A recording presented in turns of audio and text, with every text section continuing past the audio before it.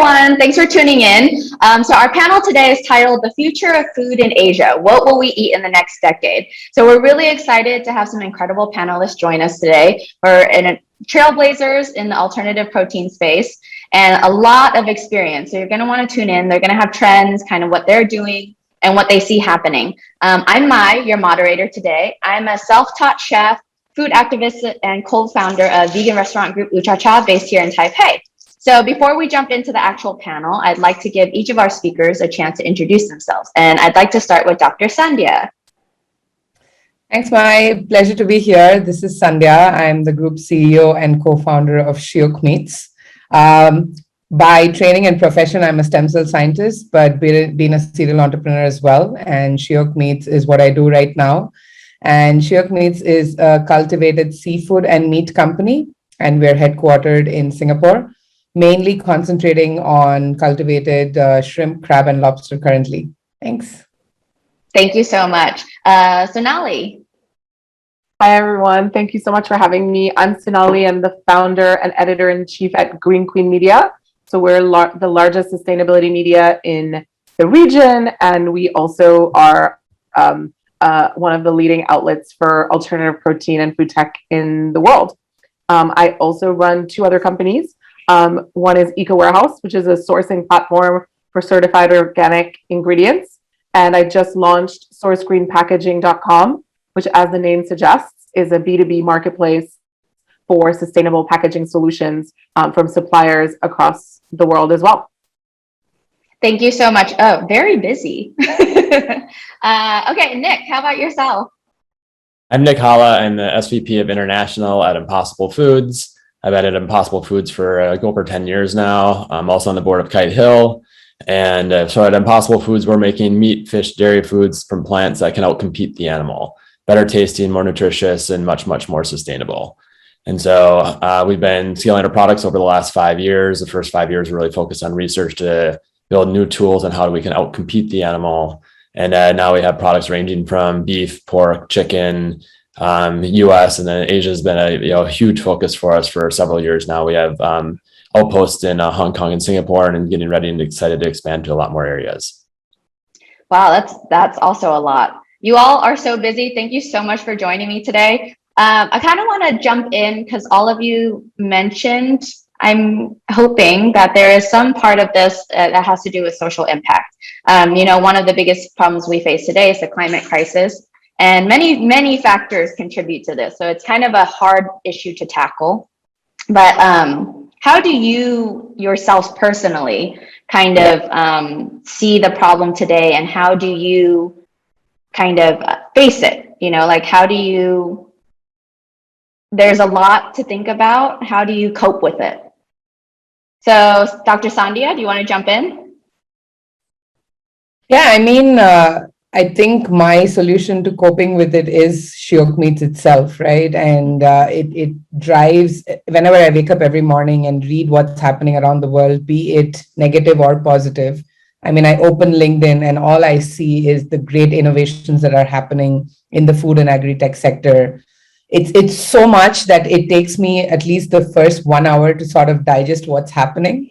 And, we see a lot of Green Queen news as well there, but it's amazing. We see so many good things happening around the world.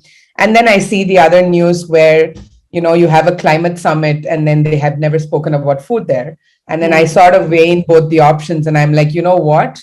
We as entrepreneurs and innovators are already doing it. We're there. We're already seeing the change. And that sort of drives me every day in and out. And whenever I wake up in the morning, my team also shares about the different news that's happening around the world and what's in and what's out and so on. And that's really, really interesting for us. Thank you. Sonalie, how about yourself?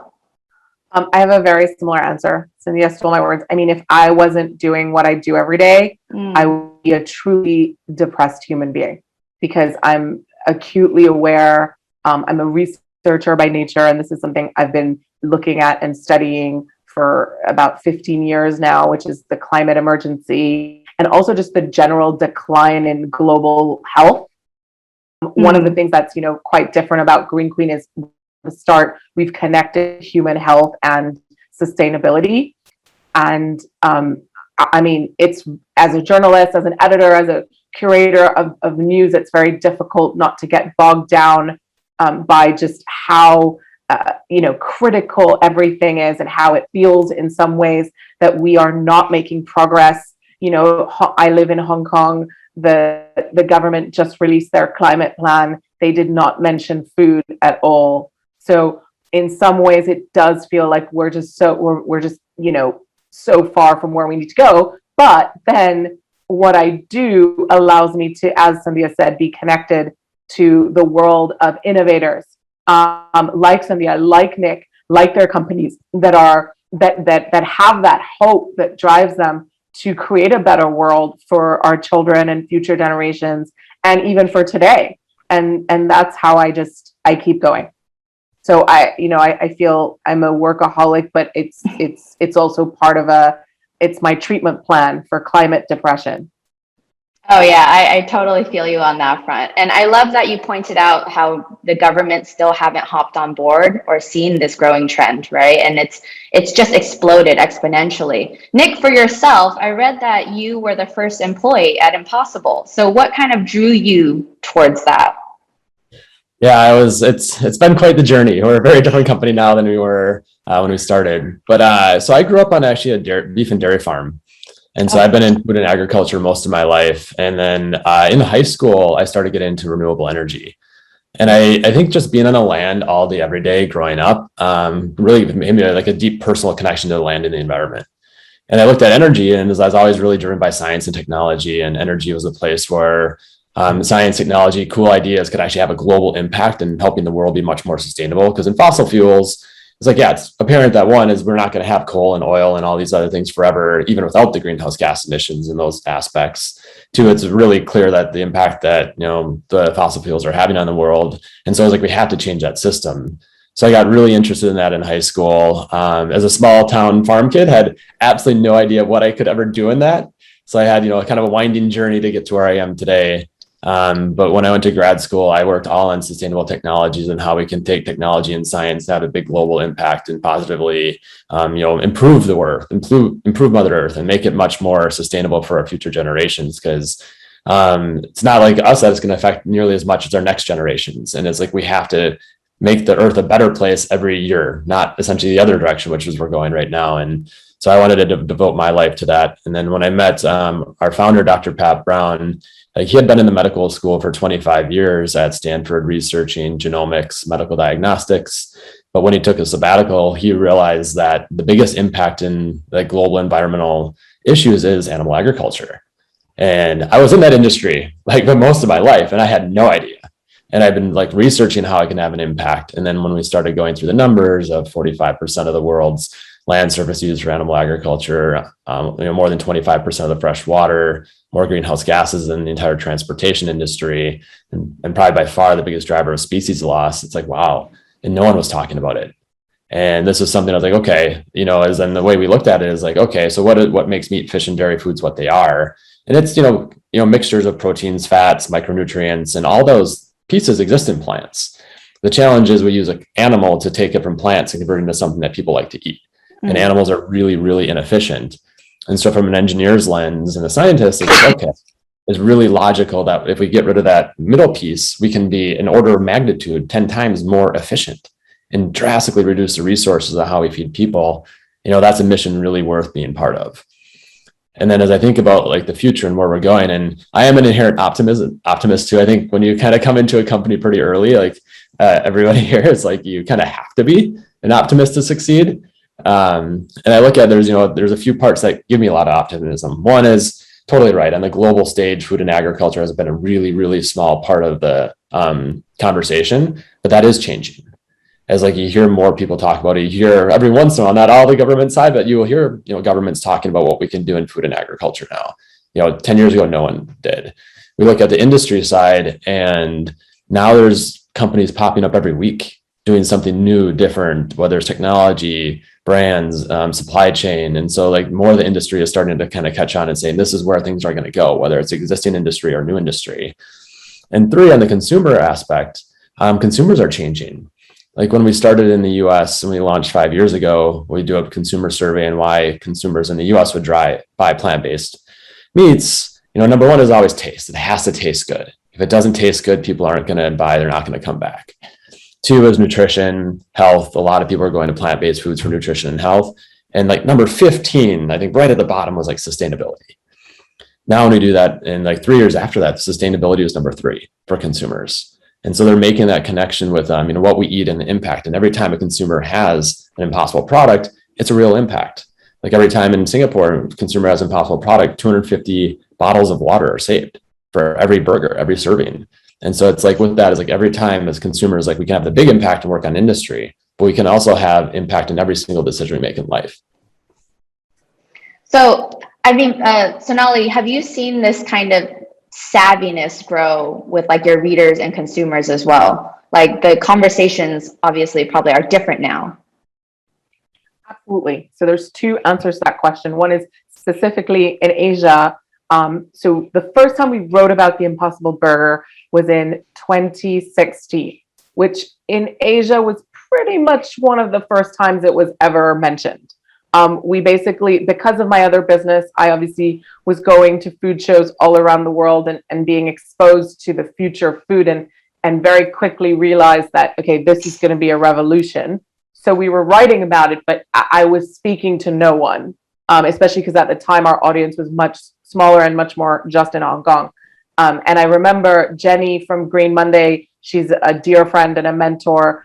She and I would have lunch every 3 months just to talk to each other about all of these new companies, of which there were only a handful, because we had no one to speak to, because no one knew what we were talking about. So we went from that to today, where Hong Kong is one of the most exciting places, as is Singapore, to discover all these international brands of mostly plant-based meat. And I mean, Singapore is of course the first place where cellular meat was tasted on a commercial level. So it's a completely different world. I mean, 2 years ago, nobody was talking about Singapore in the global food space other than, for the hawker centers and the street food. And today, Singapore is the leading food tech city in the world, along with maybe Israel and San Francisco. So, it's just on another planet, right? The speed at which the industry has progressed is crazy. And of course, with that has come consumer interest, consumer awareness.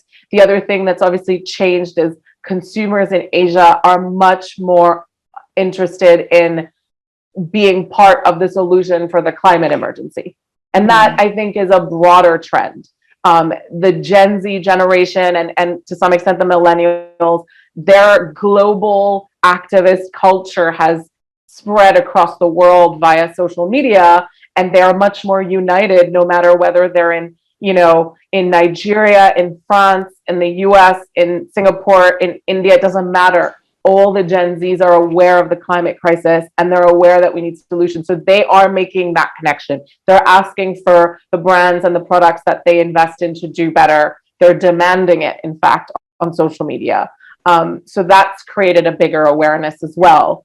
But just in terms of globally, it does feel like we have finally made this connection between animal ag and the climate crisis, which is a connection that was made in a UN report in 2006. Yeah. But somehow it only really made it to the mass news. If you look as journalists, we will look at trends like how much is this topic being covered on a global level. And it's still very small in percentage compared to how much we now talk about the climate. And one thing that's interesting is Green Queen rather is one of the outlets of this movement called Covering Climate Now, which was launched 2 years ago to accelerate the conversation and the coverage of the climate emergency. So they're one of the reasons we now say climate emergency or climate crisis instead of climate change. It was co-founded by The Guardian and The Nation, and there are now outlets in over 100 countries. And I'm the only one waving the flag to tell them that food tech is part of the climate coverage conversation. still, so we have a sharing library. The idea is that we all do reporting and then we can share it all across the world, and we can republish good stories. And we are the only ones that talk about food. So do you feel like the consumers, the next generation, is like way ahead of the media landscape and Yes. kind of like these conversations? Yes, because Gen Z consumers are not consuming the media, they're consuming TikTok media. They're consuming, to some extent, Instagram, but really they're on channels that the mainstream media has not penetrated yet. And so the mainstream media is still very, Western centric in many ways, very old fashioned. It's just, there's a hangover of time. And of course, that's why outlets like Green Queen can even grow and surge. If frankly, if CNN did their job perfectly, there would be no space for us. But myself and some of my peers, what are we doing? We're forging a conversation about topics that are just not being covered as much. Of course, now that the money has arrived in the space, mainstream media covers it, but we still tend to be the first point of call for smaller startups or smaller innovations. And of course, that's the mission of what we're doing. But yeah, the Gen Z is on TikTok. They're 20 steps ahead, and they're not sitting there reading CNN or Fox or even to some extent the Independent or the Times. That's really not how they consume information. So there is this gap between the activist Gen Zs and the status quo generations that are reading and consuming different media and therefore have different messaging. But at the end of the day, let's just point it out. This is COP26 week. They're still serving meat at the event. It's not a lot. It's locally sourced, but that's where we're at. Yeah, and I think, another data point to back up exactly what she's saying is like when we put a job application out for like Impossible Foods, we'll get hundreds of thousands of applicants very quickly. And I think about that compared to past jobs I've had and, the old industry, and you say they put the same job out, how many applications are they getting? Especially for the younger entry level jobs. It's like the passion for the younger generations for what we're doing, for sustainability, for food and changing the system is super, super high. And we can see it in all the interviews we do for new applicants in the company. Every day we feel it. And I think that's also something that gives like me personally optimism, is like the energy that we have within these industries and how fast it's growing. Do you see it as the same in both markets, like the US market versus the Asian market, like that kind of same fervor and passion? It depends on which market. I'd say within Asia, I think they're very different between markets and where they are. I think, with Hong Kong, that was the first Asian market that we launched in 2018. And at first, I think it was kind of back to like, why are you here? Like, what is this for? And then as it builds, we're now in, I think, over 1,000 restaurants in Hong Kong and more than 100 retail doors. And we see a lot of other companies in the space in Hong Kong. Same in Singapore. We launched there a year later. And so the energy the last 2 years, I would say 2 to 3 years in Singapore too, has completely changed. And so I think people are looking for good stories of how we can help the world be a much more sustainable place. Mm-hmm. And when, new products, new ideas come out that can give people products that they really enjoy while doing something good for the world, it becomes a really easy choice for consumers to jump into that movement. And so I think as we go across and we're going to looking at, a lot of different countries throughout the world, every time we go into a new country, there's usually some element of like the old veggie burger world of some sort, which is like, oh, if I have, something from plants, it's not going to taste that good. And then once they try like products like Impossible, then that mindset totally changes. They're like, oh, this is really cool. It's like, this is actually really good. It's like, I can have something and do something good. It's like, this is something I can get behind and I can support and I can tell all my friends and start advocating for. And so I think that's really, common between countries. Now that cuisines and how it shows up and how you reach people can be very, very, very different. But everybody looks for good food and good experiences. And once they have that, and they also want to do something good for the world. And once they have that too, it becomes pretty consistent in how it spreads. So Sandhya, I was going to ask you, you're based in Singapore, and that's kind of, everyone's mentioned like Hong Kong and Singapore as these like very strong hubs. Do you think you would have started Shiok if you weren't in Singapore? Good question. I was just going to add in saying, being in Singapore, I've seen that change happen in 2018, 2019. In fact, I think, we started the company. So Shiok Meats was started in August 2018. And I still remember for the first 6 months when the government wasn't talking about the 30 by 30 mandate or anything to do with food tech or nothing. I think it was November 2018 when Beyond launched in Singapore, like in a restaurant or something like that, something along those lines, one of the vegan brands. And then that was sort of a movement. And then Impossible came along, and that's when the big boom happened. I still remember Lau Pa Sat in Singapore was where they launched first, and there was this huge line around the block. And my husband was in that line, for example. So I still remember all of this, and for the first 6 months of running Shiok, I still remember every investor, and we were pitching mostly to the Western investors because they were already, they were already in the sphere in the ecosystem of alternative protein, whereas the Asian investors weren't at that point. So when we pitched to the US investors, they were like, why are you in Singapore? Why aren't you in the US? You should be doing this technology in the US. And Kai and I, my co-founder and I, stood our ground and we said, listen, Asia is the king and the queen of the future. This is where 65% of the population lives. So just understand our optimism, like Nick said, understand it and understand why we are here and see that it is going to be extremely successful. I still remember some investors didn't invest in us because we weren't a US company or we weren't looking at the US market per se. But I said, you know what, you'll see that change happening. And 6 months later, the week that we launched our first shrimp dumpling prototype is the same week that Singapore announced the 30 by 30 mandate. And then I soon had the same investors who said, no, reach out to me and say, oh, now we know why you're in Singapore. But, it was crazy. And after that, people wanted to invest in companies that were looking at Singapore, that were setting up shop in Singapore. And being one of those first ever cultivated meat companies in the region, the first 1 year went in pretty much explaining what cultivated meat is. At that point, it was called cultured and cell-based and lab-grown and all of that. And it took us 12 to 18 months to just make people understand what it was, where we make it from. In fact, one of the common questions that we used to get was, oh, you're like Impossible Shrimp.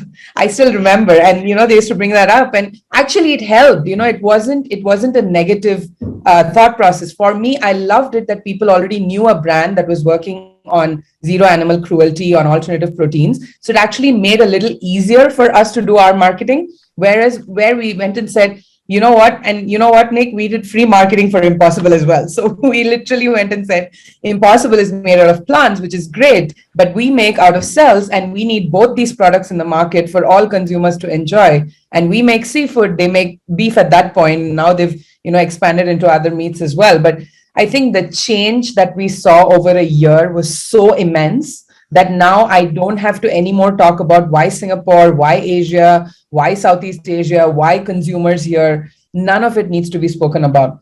Coming to one more point, which Nick brought up, which is very interesting, is the talent.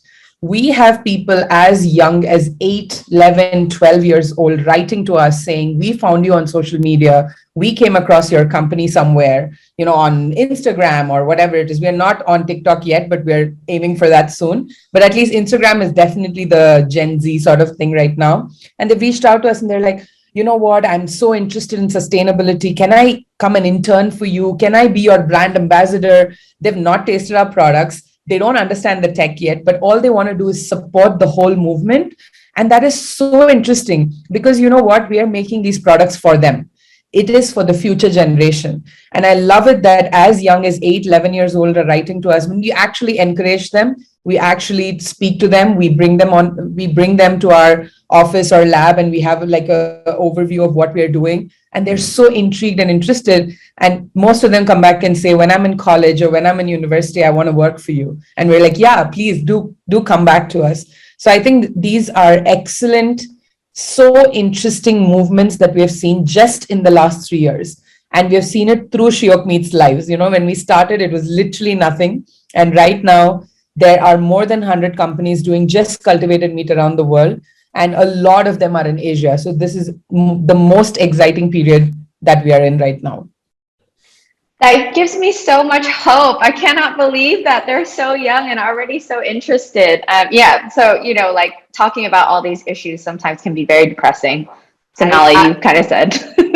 Yeah, I get really similar things. Not so much I'm not obviously as big of an outfit, so I'm not hiring in the same way, but I get pretty much every week, I get a request from kids at university or in high school that are doing some kind of research report on this topic and asking us if we can like speak or answer questions or help them. So that never used to happen. This is very much in the last 18 months. And I also think what Nick and Sandhya are saying shows you something that is so unique about APAC, which is when we take something on, it goes really fast.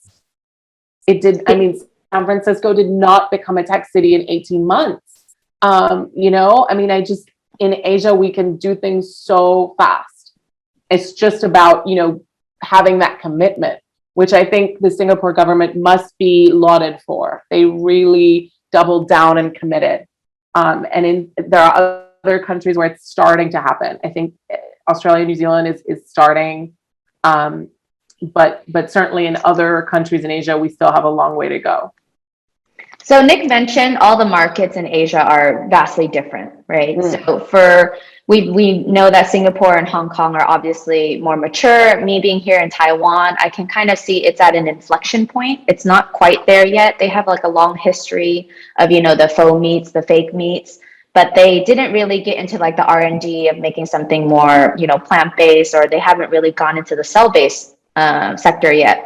But there's a lot of acceptance from the consumers. So for your companies, are you looking at all the different Asian markets and kind of what kind of areas are less mature than, like, let's say Singapore and Hong Kong that are just starting to kind of get into this space? Well, yeah, I mean, India is not as mature. Indonesia and Malaysia are not as mature. Thailand is an interesting one because there's a lot going on and they're a manufacturing hub for a lot of brands, including global brands.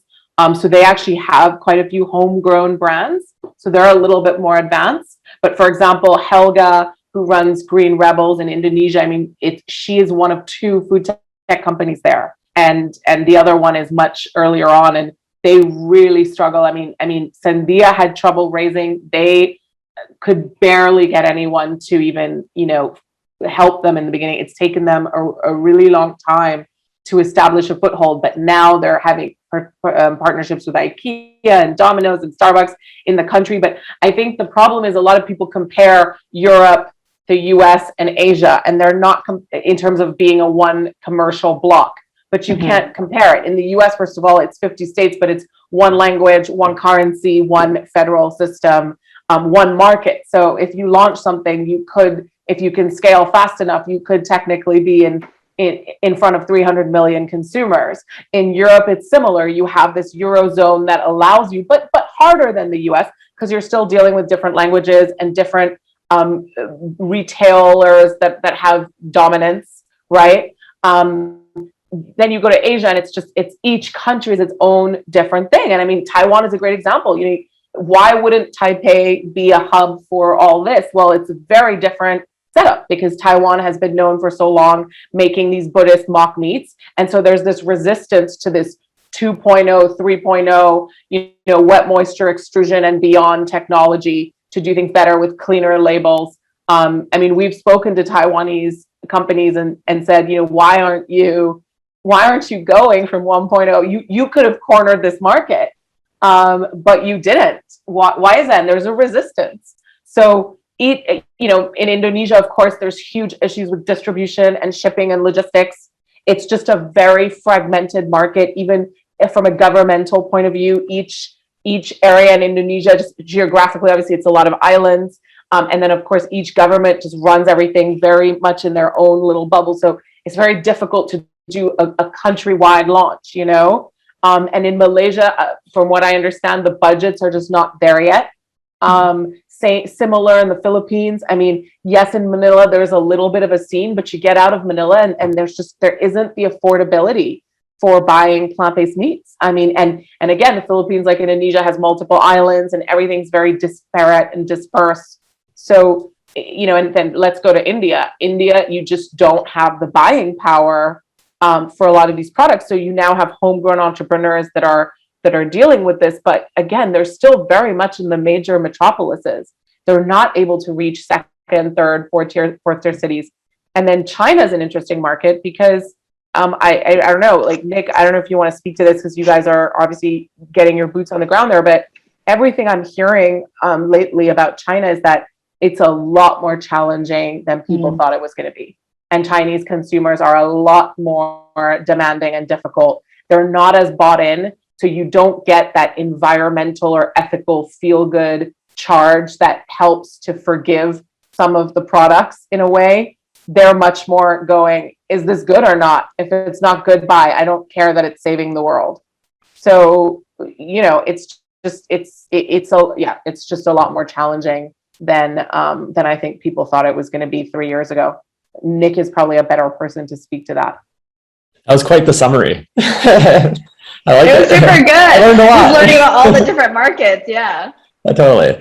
I think that, you know, one thing that's a commonality across all the markets is something we've kind of dubbed the plant-based anxiety. And when people have foods from plants that don't taste good and don't deliver on that experience, or they're super expensive and you can't afford them, it just makes it inaccessible and uninteresting to a lot of consumers. And so as we go into new countries, a lot of things that we work on is like, how do we tackle that? And for us, it's all about experience first and having an experience that is memorable, kind of cool, it's fun. And that kind of takes that away and says, oh, this is like, I can have meat. And in a lot of, you know, Asian countries, as incomes have risen, meat consumption rises. And meat is more of that aspirational desire. It's like, as you do get more income, you can afford more nutrient rich, tasty, diverse cuisine that, you know, typically is pretty heavy in meat. And so for us, like, we think a lot about that is like, instead of trading up to, you know, chicken and pork and beef, you know, trading up to plant-based, and like, this is going to be the desirable products more than, you know, the meat industry today. But the only way you can deliver that is with plant products that can perform on par or better than meat from an experience perspective. And I think in a lot of companies, and what I've seen in a lot of the new ones is, you know, for Impossible, we had the ability to spend 5 years doing research before we launched a product. And we put a lot of effort into that so we could compete and really compete head and head with the animal-based industry. A lot of products I see is like, okay, start a company and then next week you put a product into the market. And it's just not there. And I've seen this in a lot of the countries where then I go and do these tastings. It's like, wow, it's like, this is still kind of more the old school vegetarian food industry that is really made for the vegetarian consumer. It's trying to market it a little bit different, but it's still really for that consumer on an experience basis. And that makes it in some ways harder because consumers, what I am seeing is like, people are hearing more and more about this industry, these products. So a lot of these new companies that are creating like these really delicious foods, but then they go try something and they're like, oh, this isn't what I'm looking for. Is it just hype? It's like, what is it? And then, you know, and I saw that a lot. And I think in, you know, mainland China, there's a ton of movement. There's dozens of companies that are starting up and launching products, but most of them are pretty fast. And they're pretty fast to market, and a lot of the products aren't there yet. And the consumer also needs a reason to buy. So one is you have to have a good experience. And then what are the reasons? Then you can get to the nutrition and sustainability and the reasons. But if you don't have that experience up front, then people don't even get to the reason. There's no reason to ask that question because I'm not going to come back and eat it anyway because I didn't have a good experience. Yeah, I think at the end of the day, we're all speaking about food. So food, when you think about it as a normal consumer, what you think about is taste and price. You don't think first nutrition, you don't think first sustainability, you don't think first animal cruelty. What you think is, does it taste the way it needs to be tasted? You know, if I'm going to buy alternative shrimp, does it taste like the shrimp that I eat every day? You know, that's the first thing. Does it look like it? Does it feel like it? And then is it the same price? That's sort of what every consumer thinks about. So if the product is not delivering on taste, it's going to be very, very hard to sort of get over those hurdles that you get as you get to the large scale market. And I think Sonalie sort of encompassed all the different countries, and I'm going to use a lot of that in my next couple of talks. But I think one of the things we have noticed always because we're not in the market yet, right? So people are already questioning the taste and what it is and so on. And one of the things that we have noticed in Asia is each country is like, oh, would this fit into our cuisine? Like, can I make sushi out of your shrimp? Can I make dumplings out of your shrimp? That sort of a thing. So we have to remember here, other than language and geography and the price and everything, your meat has to work in every cuisine that you're working on, or your product needs to work, and every cooking method that's possible as well. So one of the key things that our product development team works on is making sure that it can be deep fried versus steamed versus, everything else. Put it in the oven, put it in the microwave. What happens? You have to see all of that, because at the end of the day, when a consumer buys your product, they want to treat it like any other conventional product that they would buy in the market. So if it falls apart in the oven, they're not going to go back and buy it. They would rather go buy the conventional shrimp or the conventional meat that's out there. So we have to really, really remember all of this as well. That's a good point. And that's, in our evolution in the Asian markets too, when we launched in Hong Kong, that was with Impossible 1.0 for our ground beef product. And it worked really well on a flat top in a lot of, some applications, but not all. And we learned very quickly in Hong Kong with our, restaurants and our chefs that the applications it didn't work in. And so it helped to be in food service in that regard. So we could actually have a lot more of those direct conversations with our partners that were like in the market. But when we went to Impossible 2.0, one of the biggest focuses for us, which was, a lot of learning from Asia, is versatility and the dynamics of the product. You can cook in any cuisine, different dishes, different heat levels, mixing it with sauces and spices. And it was a huge enabler to how we've been able to scale within the Hong Kong and Singapore markets, of making sure we had that versatility. Because in the US, it's like most kitchens still have that flat top. And it was, I think I heard a stat that was like the average American eats 2 to 3 burgers a week. And it's like, okay, that's a big market itself just on burgers. But the differentiation, the versatility in the cuisine is so much wider in within any market, and then across all the markets even more. Okay, so I'm going to wrap this up, but I want to kind of end this on like a forecasting kind of trends. You guys talked about everything that's happening in all the different markets. Like everyone kind of wants it tailored to the individual cuisine and the individual market. Once we hit price parity with kind of these alternative proteins, what is the next trend? What happens next? That's kind of my question. Like, what happens to this alternative protein space when, Shiok can actually release, their product and it's comparable and it's widely accepted? What is the next phase? Hope it's not called alternative protein anymore.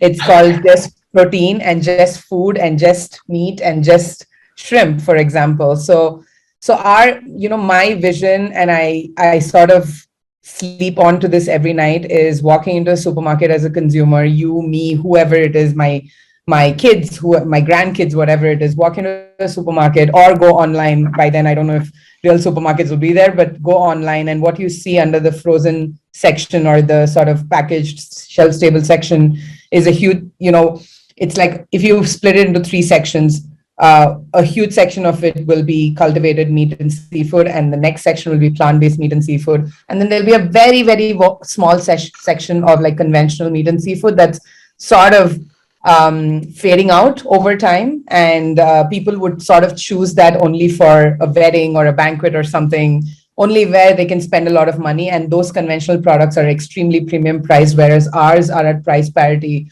ours are affordable, and actually consumers go in and choose the alternative protein products that are out there from the shelves. That's my vision, and I already see it happening. I've seen it happening in my local store in Singapore, where I'm a vegetarian by choice, and I still remember local stores had nothing for me, and now I see vegan products there. So I am so happy with the changes that I see, in the small changes that I see around the world. And currently I'm in Europe, and the amount of vegan products here are so many that the rest of my family eats meat, and they have to search for their meats. It's become like that. So I like it, and I see the trend already happening, and that's my ultimate vision. I think I don't know. I think we are far away, unfortunately, if I'm being realistic, from complete, as you said, taste parity. We're far away from price parity. Also, alternative protein encompasses a huge range of technologies, some of which we're really just at the dawn of. One of the most exciting technologies I feel is precision fermentation technology, so synthetic biology. There's a lot of exciting companies in this space, not a lot in Asia Pacific, but certainly in Europe and the US. And I think they're going to do huge things in dairy. But I think for me, what is missing a lot in this space is the education portion or the translation portion of bringing people with Nick and Sandhya's understanding to the layman consumer. Because I mean, half the people I talk to still think Impossible is cell-based. I mean, people are just not, they're not aware of the technology. And I was on a panel yesterday with another founder, I've forgotten who it was, and they were saying, actually, it was an interview with Josh Tetrick of Eat Just, and he was saying that one of the things that surprised him after launching in Singapore and getting the regulatory approval and being able to present good meat, so his cell culture chicken, to diners, is that they had shied away from really talking about the technology and really just focus on the experience. But the more they did it, the more they realized that actually people do eventually want to understand what is they're eating, because it is a very different thing than plant-based meat, right? And for most people, cultivated meat, precision fermentation cheese, they don't understand what that is. They're not grasping it. So there's just this big delta of information and education and just introduction of concepts that's missing. In the same way that in the beginning, we didn't really understand how social media worked or how apps worked, or right? These are languages and terms that we've become familiar with over time. And so that's missing. And then on the other side of things, I think we need to get to where Sandhya mentioned, which is this is an alternative. This is happening. And I think one thing that a lot of people don't think about is if everyone in China started to eat as much protein as animal protein as everyone in the United States does today, we would need 7 planets. So alternative protein is not a choice you can make. It's a happening whether you like it or not situation, because we actually cannot raise the amount of animals that we would need to raise for the growth in protein demand that is coming. So I think this idea that you can kind of opt out and that it might happen for some people, but it might not, no, actually that's just not. We need new innovative ways to create protein for the human race, because we have too many people and they all want to eat protein, and we cannot raise enough animals. So I think that's a part of the discussion that I always find a little bit funny, because everyone always presents it as an either or, and it's just unfortunately it's not. Yeah, I totally agree. Definitely, I kind of try to take people baby steps and kind of introduce them to kind of these things. And yes, it all starts with the taste experience, which is why I went the restaurant route, because really you can't convince people unless they've tried it and they decided, oh, this is delicious. I just had a tasting yesterday, and one of the guys literally said, this isn't vegan food. Vegan food doesn't taste like this. And I'm like, it's literally vegan food. You are literally eating vegan food. This is what it could taste like. So, when we start rolling out like the Beyond Meat and someone who's never tasted it, unfortunately, we still can't get Impossible here. So Nick, just a little shout out. We've been trying to harass your team for quite a long time, but yeah, I know there's some issues there. We would love to get that in. They're blown away, right? They had no idea that this is where the market is at, right? They hear these names, but they've never experienced it. And now they have a new reference point and they have a new understanding. And yes, the education side is so big. So, besides running your own companies, like educating the consumer, how much time does that take for your companies? Like, this is part of it, right? These panels and these discussions. What other kind of ways do you educate the consumer? Well, I think it depends on where and what you're trying to accomplish. I think there's so many different ways to reach consumers. And I think that's one of the global questions I think in food too is how do you reach the right people with the messages that help bring them along. I think to the first point, and then I'll kind of hit that is the way I think where the future is going to go. You look at there's more than 700 billion pounds of meat consumed every year and growing, and to the point that as that growth happens, we just don't have the resources. We have to accelerate all these industries and move faster. We have to work together and find ways to move all this stuff much faster because we could flatline greenhouse gas emissions for 30 years if we transition to a plant-based ecosystem. And how much time that could buy us to solve all the other issues that we have in global environmental issues would be huge. And that's like the opportunity we think about all the time. And we talk a lot inside the company, and like every single day matters.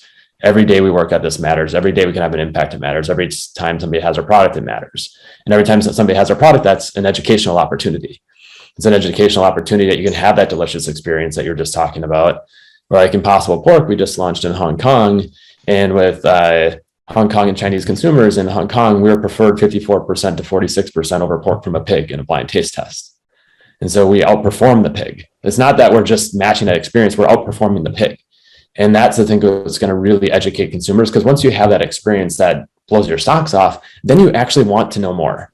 It's really hard if you don't have something that really resonates with you to want to know more, want to learn more, want to see why this matters. So then you can become an advocate. And we need to create more and more of those advocates and ambassadors in the industry that tell all their friends, and they tell other friends, they go try it. And then, you get that snowballing effect.